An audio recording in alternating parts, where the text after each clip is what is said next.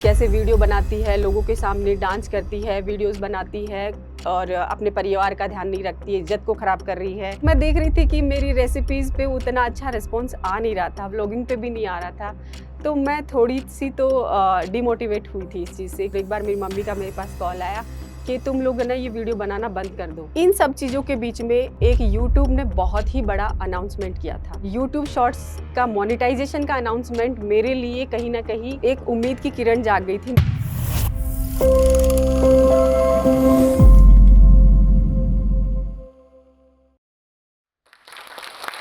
Hello everyone, मेरा नाम रेखा है और आप सब लोग मुझे रेड ब्लॉसम या रेडियो एक्टिव ब्लॉसम के नाम से जानते हैं। मैं राजस्थान के झुंझुनू डिस्ट्रिक्ट के एक छोटे से टाउन से बिलोंग करती हूँ। हम लोग 5 बहनें हैं और बचपन से ही हम सब बहुत ज़्यादा मस्ती के माहौल से पली-बड़ी हैं। हम लोग खेल-कूद के बाद जब हम थोड़ी बड़ी हो गई थी, तो डांसिंग, कॉमेडी, एक्टिंग, मिमिक्री ये सब कुछ हमारे एक लाइफ का हिस्सा होती थी। जब भी हम काम करके फ्री होती थी, तो हम लोग डांसिंग वगैरह या फिर हम किसी भी एक रिलेटिव को पकड़ लेती थी और उनको टारगेट करके उनकी मिमिक्री करना, वो कैसे चलते हैं, वो कैसे बोलते हैं, उनके बोलने का तरीका, उनका हाव-भाव और उनकी हर चीज़ को हम लोग कॉपी किया करते थे। हम बहुत एन्जॉय करते थे और ऐसे करते-करते ही हम सबकी शादी हो गई और हम सब अपने-अपने घरों में बिज़ी हो गई। इन्हीं सब के चलते एक ऐप आई थी टिकटॉक ऐप, जो आप सब लोग जानते होंगे और वहाँ पे ऑलमोस्ट बहुत सारे क्रिएटर्स थे और जब वो टिकटॉक अपने एंड की तरफ था, जब बैन होने वाला था, करीब उसके 5-6 महीने पुरानी बात है, तो मेरी सिस्टर पूनम जिसको आप लोग अच्छे से जानते होंगे क्योंकि पूनम, दीप्ति और मैं काफ़ी पॉपुलर हैं यहाँ पे। तो हमने सोचा कि क्यों ना हम भी टिकटॉक के ऊपर कुछ ना कुछ वीडियोज़ बनाएँ। तो उसका कॉल मेरे पास आया और मैंने सोचा उसने मुझे बोला कि दीदी सब लोग तो टिकटॉक पे वीडियोज़ बनाते हैं, क्यों ना हम भी बनाएँ? तो मुझे भी लगा हाँ, यार सब बना रहे हैं तो क्या ही दिक्कत होगी, चलो हम भी बना लेते हैं। तो हमने वहाँ पे वीडियोज़ बनाने स्टार्ट कर दिए। उसके बाद में जब फर्स्ट वीडियो उसी रात को मैंने जब उसका कॉल आया था तो मैं स्कर्ट टॉप में थी और मैंने उसी वक़्त एक वीडियो बना के डाल दिया। मुझे उम्मीद नहीं थी कि मुझे व्यूज़ भी आएँगे क्या या लाइक्स भी आएँगे क्या? पर मुझे 60 व्यूज़ आए थे, मुझे आज भी याद है। मेरे को 60 व्यू आए थे और कुछ 10-15 लाइक भी आए होंगे और वो देख के मैं इतनी खुश हुई, मैंने तुरंत उसको कॉल पे बताया कि सुन मुझे तो व्यूज़ भी आए हैं और वो भी बहुत खुश हुई, अरे वाह! व्यूज़ भी आ रहे हैं हमको। तो उसके बाद में फिर वो रात तो हो गया, पर हमने सोचा कि क्यों ना सारे लोग ही बना रहे हैं, तो हम भी बनाते हैं और प्रोफ़ेशनल वे में हम लोग यहाँ पे वीडियो बनाते हैं। अब उस पॉइंट पे लेके मेरे लिए फिर वही बात हो गई क्योंकि मैं एक ट्रेडिशनल बैकग्राउंड से बिलॉन्ग करती हूँ और हमारी सोसाइटी ऐसी है, तो मुझे उन सबको ध्यान में रखना था और अपना जो अटायर है, वो भी मुझे कुछ इस तरीके से ही सेलेक्ट करना था कि लोग मेरी फैमिली पे या मेरे ससुराल वाले पे कोई उँगली ना उठाए। तो मैंने उसी हिसाब से फिर साड़ी को सेलेक्ट किया क्योंकि साड़ी मेरे लिए कोई फैशन नहीं थी। मेरे लिए एक रिस्पेक्ट थी और एक कॉन्फिडेंस था और उसी को ही लेके मैं चली क्योंकि मैं नहीं चाहती थी कि ऐसे-वैसे कपड़े पहनेंगे तो मुझे पता है लोगों की बातें बनेंगी।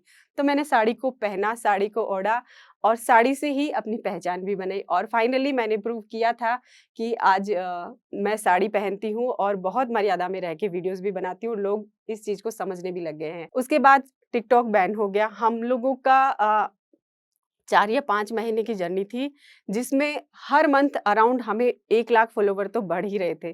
तो आप लोग समझ सकते हो कि 60 व्यू से मिलियंस में हम कब तक पहुँच गए, पता ही नहीं चला और बहुत ही हँसी-खुशी हमारी जर्नी चल रही थी। जब टिकटॉक बैन हुआ, तो सारे क्रिएटर्स इतने मायूस और इतने हताश थे, लेकिन उन सब के बीच में मेरा अलग ही सीन था, मैं बहुत खुश थी।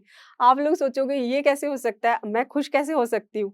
लेकिन क्योंकि मुझे लोगों के इतने-इतने ताने सुनने मिले थे, इतनी बातें थी जो मुझे झकझोर देती थी कि कैसे वीडियो बनाती है, लोगों के सामने डांस करती है, वीडियोज़ बनाती है और अपने परिवार का ध्यान नहीं रखती है, इज़्ज़त को खराब कर रही है।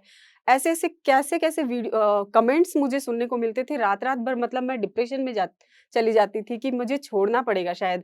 कई बार ऐसा हुआ भी है कि हमने बंद भी कर दिए वीडियो बनाने, लेकिन फिर हम खड़ी होती, फिर बनाने शुरू कर देते थे। तो ऐसे माहौल में टिकटॉक बैन हो गया और मेरे लिए ये खुशी की ही बात थी कि मुझे लोगों की ताने नहीं सुनने मिलेंगे और अब मैं सुकून की ज़िंदगी जी सकती हूँ। लेकिन होता है ना कि जो हमारी हॉबी होती है वो कहीं न कहीं हमारे माइंड में हमेशा रहती है। हमें हमेशा वो अपनी तरफ खींचती ज़रूर है, अगर हमें लगन है उस चीज़ की।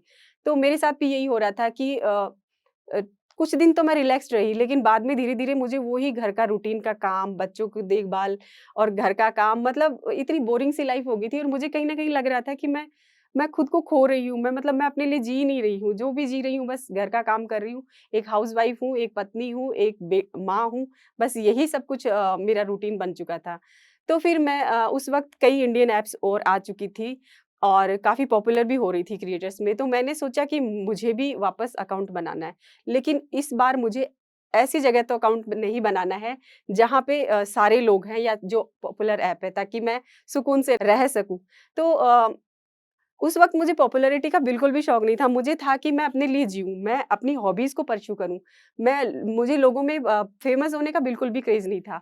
तो एक ऐप आई थी रोपोसो ऐप, तो मैं उस ऐप पे गई, वो इतनी ज़्यादा पॉपुलर भी नहीं थी, पता नहीं आप लोगों ने उसका नाम भी सुना है कि नहीं?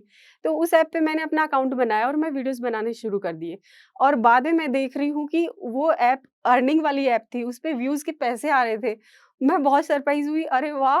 व्यूज़ पे भी पैसे आते हैं, ये मतलब मुझे बहुत खुशी हुई और मुझे आज भी याद है कि जो उस ऐप से मैंने फर्स्ट अर्निंग की थी, वो ₹10 थे।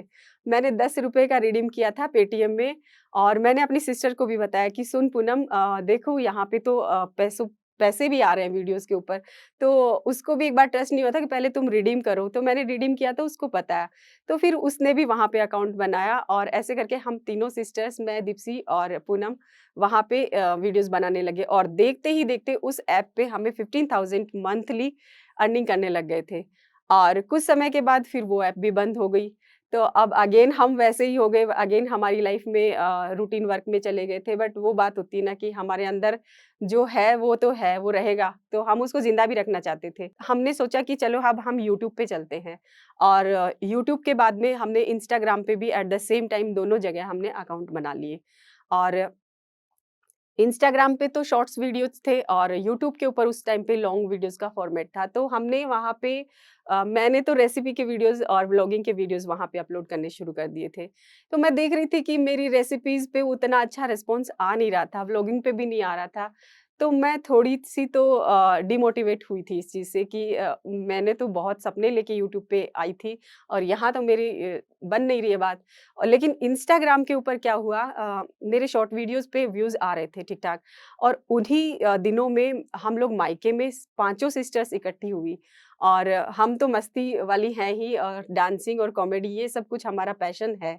शुरू से है, बचपन से, तो हम जब मिली तो हमने इंस्टाग्राम पे वीडियोज़ शूट किए और हमने साड़ी पहन के पाँचों सिस्टर्स ने वीडियोज़ अपलोड किए। और आप लोग यकीन नहीं करोगे, रातों-रात हमारे वीडियोज़ इतने वायरल हो गए कि हम 5 सिस्टर्स बहुत पॉपुलर हो चुकी थी। और इवन राजस्थान पत्रिका में हमारी फ़ोटो भी लगी थी और उसके बाद में समझ लो कि हमारे दिन सोशल मीडिया पे चेंज ही हो चुके थे।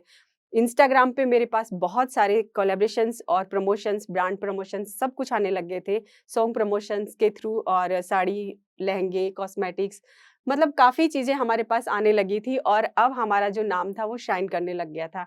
कई बार ई न्यूज़ में भी मेरी फ़ोटोज़ लगे हैं। बहुत सारे वीडियोज़ जैसे थे वो वायरल होते थे, ई न्यूज़ में भी आते थे। तो इस तरीके से मुझे थोड़ा कॉन्फिडेंस आने लग गया था कि वापस अब हम अर्न भी करने लग गए थे और हमारे पास इतने सारे कपड़े भी आने लग गए थे। क्योंकि मुझे याद है कि जब हम वीडियो बनाते थे, ऑब्वियसली किसी के लिए भी ये कपड़े वाली दिक्कत आती ही आती है कि एक ही एक ड्रेस को हम कितनी बार रिपीट कर सकते हैं, या 4 या 5 या 10 या 15। उनको कितना पूरा साल तो हम नहीं खींच सकते और बहुत सारी ड्रेसेस खरीद भी नहीं सकते हैं, ये भी ज़ाहिर-सी बात है। वो पैसा वेस्ट करने वाली बात होती है क्योंकि हम यूटिलाइज़ नहीं कर सकते उस चीज़ को। तो जब साड़ीज़ और ये सब कुछ आने लग गया था, तो एक अंदर से कॉन्फिडेंस भी आ रहा है और फैमिली के साथ सामने भी एक मेरा जो एक होता है ना सेल्फ कॉन्फिडेंस, वो बढ़ने लग गया था। पहले मैं कोई भी चीज़ बोलती थी तो इतनी हेजिटेशन होती थी कि मैं बोलूँ या नहीं बोलूँ, मुझे ये चाहिए, मुझे वो चाहिए। बट अब मैं अपने पैरों पे थोड़ा-थोड़ा खड़ी होने लग गई थी और मुझे कॉन्फिडेंस आने लग गया था खुद के ऊपर। और मेरे हस्बैंड ने वैसे मुझे हमेशा से ही सपोर्ट किया है, तो वो भी कहीं न कहीं खुश थे कि चलो इसके जो हॉबी है, उसके साथ-साथ ये अपने पैरों पे भी खड़ी है। अब जो बेकार के लोग हैं, जो जलने वाले हैं, एटलीस्ट उनको ये तो लेसन मिल जाएगा कि देखो इसने यहाँ तक तो पहुँच गई है, हमने तो इसके लिए बहुत सारी बातें जोड़ी थी। तो मेरे वीडियोज़ इतने वायरल हो रहे थे, तो ज़ाहिर-सी बात है कि मेरी फैमिली को भी लोग नहीं बख्शेंगे और वही हुआ लोग मेरी मम्मी को मेरे जो वीडियोज़ के बैड कमेंट्स होते थे, कैसे दिन भर नाचती रहती है, कोई काम नहीं है क्या? घर का काम भी कर लिया करो, सारे दिन वीडियोज़ ही बनाती रहती हो, तुम्हें कोई और काम नहीं है क्या? ऐसे बैड-बैड जो भी कमेंट्स हुआ करते थे ना, वो स्क्रीनशॉट लेके अगर 100 कमेंट अच्छे हैं ना, उनमें से 5 या 6 जो बैड कमेंट्स होंगे, उनको सेलेक्ट करके लोग स्क्रीनशॉट लेके मेरी मम्मी को भेज देते थे। और ये चीज़ देख के मेरी मम्मी बहुत ही अपसेट हो रही थी कि लोग बहुत बुरी-बुरी बातें बना रहे हैं, तो शायद ये अच्छा काम नहीं है, तो मुझे इनको मना करना चाहिए। और एक बार मेरी मम्मी का मेरे पास कॉल आया कि तुम लोग ना ये वीडियो बनाना बंद कर दो। और उस वक़्त मुझे बहुत ही दुःख हुआ था कि मम्मी हमें नहीं समझ सकी, तो मैंने मम्मी को समझाया था कि मम्मी आप ऐसे मत सोचो, लोगों को इग्नोर करना पड़ेगा, आपको नहीं पता कि मैं कितनी मेहनत करके यहाँ तक पहुँचे। हम बहुत स्ट्रगल कर रहे हैं और अभी तो हमारा नाम बनना शुरू हुआ है, अभी हमारे पास कोलैबोरेशंस एंड प्रमोशंस आने शुरू हुए हैं और आप हमें रोक देना चाहती हो। लोग तो बात करेंगे, आपको उसको उनको लेट गो करना पड़ेगा, उनको इग्नोर करना पड़ेगा और ये चीज़ मेरी मम्मी बहुत ही जल्दी ही समझ गई थी। ये मैं बहुत ही अच्छी बात समझती हूँ और ये सेम घटना मेरी सास के साथ भी हो रही थी। मेरे जो दूर के, पास के जितने भी रिश्तेदार थे, वो उनको क्या-क्या ताने दे रहे थे कि आपका बेटा कमाता नहीं है क्या? क्या आपका बेटा इस लायक नहीं है कि वो घर चला सके? आपकी बहू क्यों वीडियोज़ बनाती है? आप रोकते क्यों नहीं हो उसको वीडियो बनाने के लिए? तो ऐसी-ऐसी चीज़ें मेरी सास को भी सुनने मिल रही थी। लेकिन इस चीज़ के लिए मैं अपनी सास की दिल से तारीफ़ करना चाहूँगी कि उनको कुछ भी सुनना पड़ा हो, लेकिन उन्होंने बदले में मुझे आके कभी भी रोका नहीं कि तुम रुक जाओ, तुम वीडियोज़ मत बनाओ, ये ठीक नहीं है। उन्होंने कभी भी मुझे ये नहीं आके बोला और फिर एक बार मेरी सास मेरे पास आई थी, तो मैंने उनको समझाया था कि मम्मी जी, आप लोगों की बातों पे ध्यान मत दीजिए। ये मेरे लिए बहुत खुशकिस्मती की बात है। इवन इवन हम सब के लिए सौभाग्य की बात है कि इतनी बड़ी सोशल मीडिया में जहाँ इतने सारे लोग यहाँ पे हैं और मुझे इतना नाम मिला है, पॉपुलैरिटी मिली है, साथ ही साथ मैं अर्निंग भी कर रही हूँ, तो इसमें दिक्कत क्या है? आप एक बात सोचो कि घर में एक आदमी कमाने वाला होता है, उस पे ईएमआई का लोड, घर के परिवार का लोड, कार की ईएमआई, घर की ईएमआई, इतने सारे खर्चे वो अकेला उठा रहा है। अगर मैं साथ में कंधे से कंधा मिला के परिवार की ज़िम्मेदारियों में हाथ बटा दूँ, तो इसमें गलत क्या हो जाएगा? ये चीज़ मेरी सास को भी अच्छे से समझ में आई और उन्होंने इस चीज़ को स्वीकार किया कि ठीक है, तुम लोग बनाओ, लोगों का कोई बात नहीं, देखते हैं। और उसके बाद मेरे हस्बैंड की बात आती है, तो इनको भी इनके कानों में भी ऐसी नेगेटिव चीज़ें बहुत आ रही थी। तो इन्होंने यही सोचा कि मैं अपनी वाइफ़ के लिए स्टैंड लूँगा और इन्होंने इन्होंने मेरे वीडियोज़ में आना स्टार्ट किया क्योंकि अगर मैं तुम्हारे लिए खड़ा हूँगा, तो लोगों की बहुत सारे लोगों की, बहुत सारे रिश्तेदारों की बोलती तो यही बंद हो जाएगी कि ये इसके पीछे खड़ा है और यहाँ से मुझे बहुत ही स्ट्रेंथ मिली। इन सब चीज़ों के बीच में एक यूट्यूब ने बहुत ही बड़ा अनाउंसमेंट किया था। बहुत बड़ा अपडेट आया था यूट्यूब शॉर्ट्स का और यूट्यूब शॉर्ट्स का मोनेटाइज़ेशन का अनाउंसमेंट मेरे लिए कहीं न कहीं मतलब एक उम्मीद की किरण जाग गई थी, मेरे अंदर एक स्पार्क जाग गई थी कि ओह माय गॉड! यही तो है जहाँ पे मतलब अब मैं कुछ कर सकती हूँ क्योंकि मुझे अपने कंटेंट पे, अपने शॉर्ट वीडियोज़ पे पूरा विश्वास था क्योंकि मेरे व्लॉगिंग वाले वीडियोज़ और रेसिपीज़ वाले वीडियोज़ तो इतने कमाल कर ही नहीं पाए थे, तो मैं बहुत डिमोरलाइज़ थी। तो मुझे लगा ये मेरे लिए एक गोल्डन अपॉर्च्युनिटी है और यहाँ से मुझे एक मौका मिला है, तो मैं अपने चैनल को एनी हाउ मोनेटाइज़ करा के ही मानूँगी। और लोगों ने मुझे वाक़ई में काफ़ी प्यार दिया था, तो मेरा कॉन्फिडेंस काफ़ी अच्छा था और मेरे शॉर्ट वीडियोज़, मेरी कॉमेडी वीडियोज़, मेरी फैमिली की वीडियोज़ बहुत अच्छा चलती थी। तो लोगों की मतलब लोगों की चॉइस की वज़ह से मुझ में ये कॉन्फिडेंस था कि ये चल जाएँगे। तो मैंने भी लगातार यूट्यूब पे काम करना शुरू कर दिया और मैं ना दिन देखती थी, ना रात देखती थी मैं क्योंकि ये वो रास्ता था जो मेरी चॉइस के साथ अलाइन था मतलब अब मैं अपने सपनों को उड़ान दे सकती थी, अब मैं अपनी हॉबी को शेप दे सकती थी। इसीलिए मैंने यूट्यूब के इस अपॉर्च्युनिटी को मिस नहीं किया और लगातार वीडियोज़ बनाती रही, अपलोड करती रही। और आप लोग मानोगे नहीं राजस्थान की इतनी रिकॉर्ड ब्रेकिंग गर्मी, जहाँ इंसान 2 मिनट भी नहीं खड़ा हो सकता, वहाँ पे मैंने 2-2 3-3 घंटे वीडियो शूट किए हैं और मेरे हॉल में प्रॉपर लाइट नहीं हुआ करती थी, तो मुझे क्लियर वीडियो चाहिए रहते थे क्योंकि हॉल के वीडियोज़ यूट्यूब के ऊपर ब्लरी हो जाया करते थे। तो वो क्लैरिटी के लिए मैं 1 से 3 या 4 बजे के बीच में पूरी दोपहर छत पे वीडियोज़ बनाया करती थी। और मुझे भी ये पैशन ही हो चुका था कि मुझे अपना चैनल मोनेटाइज़ करवाना है और फाइनली 2 से 3 महीने में ही मैंने अपना चैनल मोनेटाइज़ कर लिया था और मेरे लिए अ जब मेरी पहली अर्निंग आई थी तो वो अर्निंग मतलब पैसा नहीं था, मतलब मेरी मेहनत का फल था, जो कि मुझे मिला था, क्योंकि मैंने तो इतनी धूप, भूख, प्यास कुछ नहीं देखी थी। उसके पीछे मैंने बहुत मेहनत की थी और सबसे बड़ी बात, जब मैं यूट्यूब पे काम कर रही थी तो मुझे यही था कि अब जब मैं अर्न करने लगी और मैंने बहुत लोगों को भी देखा है कि मेरे देखते-देखते कितने उनका फैमिली बैकग्राउंड इतना मतलब लो था और वहाँ से उन्होंने कितना ग्रो किया और कहाँ तक पहुँच गए। मैंने आँखों से देखा है क्रिएटर्स को अपने सपनों को अचीव करते हुए। तो ये सपना मेरे अंदर भी जाग चुका था कि मैं भी वहाँ तक ज़रूर पहुँचूँगी। तो देखते ही देखते यूट्यूब के ऊपर भी जो मेरे सब्सक्राइबर थे वो बहुत तेज़ी से बढ़ने लग गए थे और मिलियंस में मेरे जो सब्सक्राइबर थे वो बढ़ने लग गए थे। और आज के दिन मेरे 6.4 मिलियन सब्सक्राइबर्स हैं, तो ये मेरे लिए बहुत ही बड़ा अचीवमेंट है और करीब ये मैंने 2 ढाई साल में ही गेन किया है।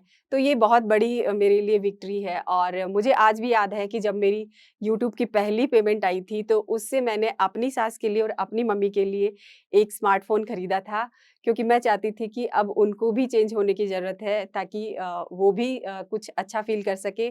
और जब मेरी आगे की पेमेंट्स आई थी तो उसमें मैंने अपने लिए आईफ़ोन खरीदा।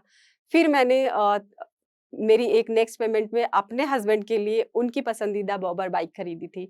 और ये मेरे लिए बहुत ही प्राउडफुल मोमेंट था, क्योंकि एक हस्बैंड तो पूरी उम्र अपनी वाइफ़ को तोहफ़े गिफ्ट्स देता है, लेकिन एक वाइफ़ अपनी अर्निंग से अपने हस्बैंड के लिए उनकी चॉइस का कोई गिफ्ट देती है, तो मतलब ये बहुत ही प्राउड वाली बात थी और मैंने लाइफ़ में उस वक़्त ये फ़ील किया कि अब मैं भी कुछ बन गई हूँ और आज मैंने अपने हस्बैंड के लिए ये गिफ्ट खरीदा है।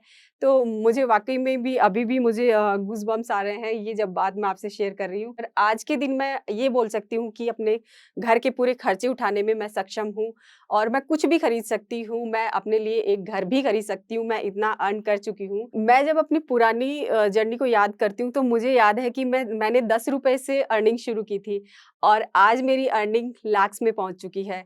तो मैंने कभी नहीं सोचा था, मैंने तो अपनी हॉबी से शुरू किया था और मैंने कभी नहीं सोचा कि ये हॉबी एक दिन मेरे लिए इंडिपेंडेंट बनने का एक रीज़न बन जाएगी। तो इसीलिए यूट्यूब जो है अ, आप सब लोग भी जो भी सोच रहे हैं यूट्यूब पे जाने की या कुछ भी, तो आप लोग आराम से अपनी जर्नी शुरू कर सकते हो। आप लोग को बिल्कुल भी हेजिटेट होने की ज़रूरत नहीं है।